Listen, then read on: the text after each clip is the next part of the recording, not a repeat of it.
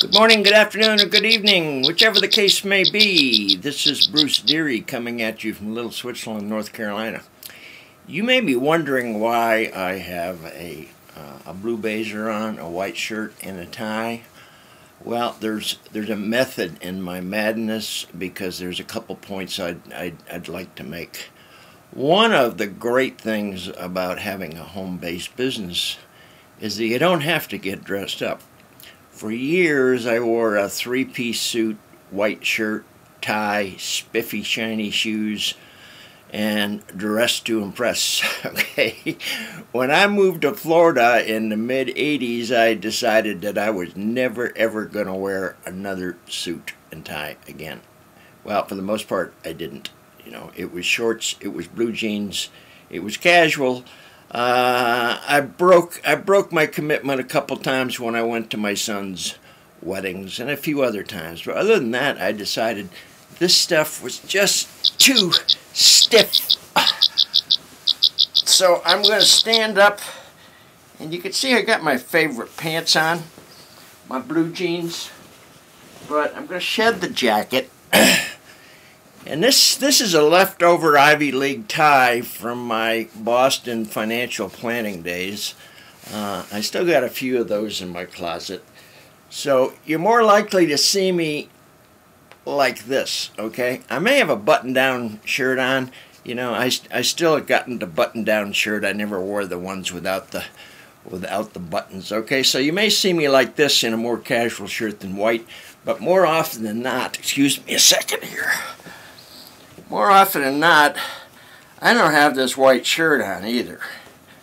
Okay, and you may see that, you know, I've got one of my favorite belts on. This is my redneck belt with the bullet shells there, or shotgun shells, whatever you want to call it. So normally I don't have this white shirt on. You're more likely to see me like this. Okay, you see I've got my Sarasota, Florida sweatshirt on where I lived for 20 plus years. So this is kind of my normal dress code when I wake up in the morning. In fact, sometimes 10:30 or 11 o'clock I still got my bathrobe on. And then usually I have some kind of a hat on. You know, I might have on my Border Patrol hat, which I don't usually wear to Walmart. Or I might have on my Hood River hat, where my oldest son worked for 7 years, and his job, believe it or not, was searching for Bigfoot. I went out there for a big birthday celebration and jumped out of an airplane at 15,000 feet with two of my sons, and it was almost as good as sex. Honest to God, it was, no pun intended, but it was an incredible high. Or I might have on my Tony Stewart hat, for he formed his own company, so these are no longer his colors, and he's now number 14, of course, but I like orange, so I wear my Tony Stewart hat every now and then. And then I've got my Colorado hat. I lived in Denver for a while. I've always had some kind of a cowboy hat. Love to wear my cowboy hat. You see a lot of them up here in the mountains. Or I might wear my second this one I love, my safari hat. Among other things, when I lived in Florida, I sold yachts for a while. And when the yacht business died, because of the surtax, 10% surtax, I went into the land yacht business and sold expensive RVs. This is normally the hat I wore there. And sometimes I wear no hat. And as you can see, I don't have a lot of hair.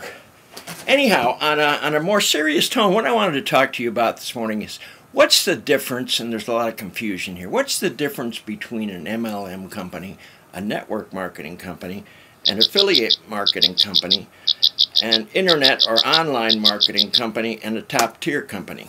Okay, briefly. An MLM. MLM is simply an acronym for multi-level marketing.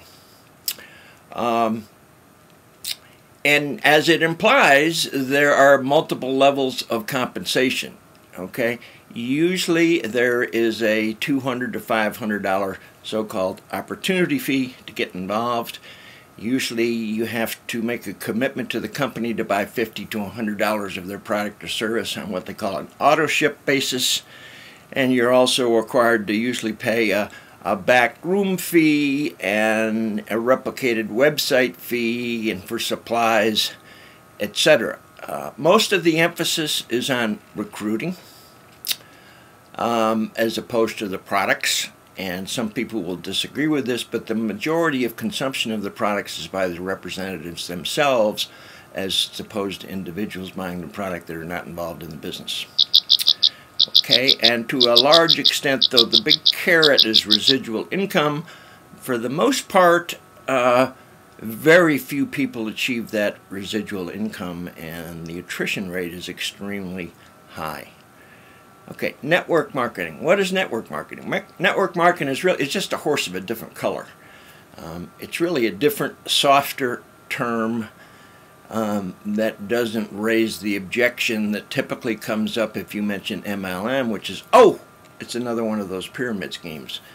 Okay, so it's essentially the same, and the business may be conducted offline or online. Affiliate marketing. Affiliate marketing has become very popular recently because there's generally no upfront opportunity fee. Okay, anybody can pretty much become an affiliate. Most of the major companies today, for example, Amazon, Barnes & Noble, GoDaddy.com, etc., have affiliate programs where if you have a website and you have one of their banner ads on your website, if somebody clicks on that, Barnes & Noble, for example, and buys a book, you receive a commission.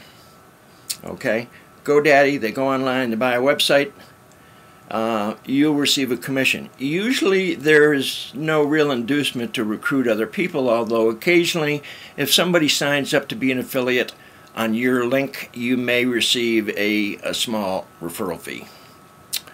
So we are now at, I didn't mention internet marketing. Internet online marketing is really a more product-driven, service-driven, and business is conducted using the technology of the 21st century as opposed to old school MLM, which is essentially the training consists of make a list of 200 people, call them, make three-way calls with your sponsor, hold home meetings, go to hotel meetings, etc. But it doesn't take advantage of the billions of people that are on the internet.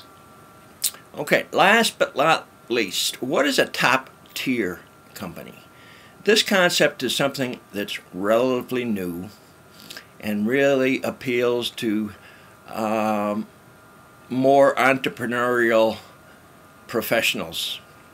It requires a larger investment, usually anywhere from $1,500 to $5,000. It is product-driven as opposed to recruiting-driven. The commissions compared to MLM companies, and 80% of those are in healthcare and wellness products, the commissions are substantially different, and they range anywhere from $1,000 to $5,000 or more, and are definitely driven by 21st century technology and tools and skills that are used by the top income producers in the industry. There was something else I was going to point out there, and it escapes me right now, but in any event, if this concept of a top-tier company appeals to you, go to my website here below.